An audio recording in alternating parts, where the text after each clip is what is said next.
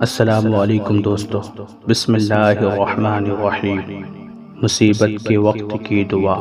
جب کوئی مصیبت آئے تو یہ دعا پڑھے، انا للہ و انا الیہ راجعون، اللہم جرنی فی مصیبتی واخلف لی خیرا منہا۔ ہم تو اللہ ہی کے ہیں اور اسی کی طرف لوٹ کر جانے والے ہیں۔ اے اللہ، مجھے اپنی مصیبت میں اجر دے اور اس کا نعم البدل عطا فرما۔ مصیبت زدہ کے لیے دعا۔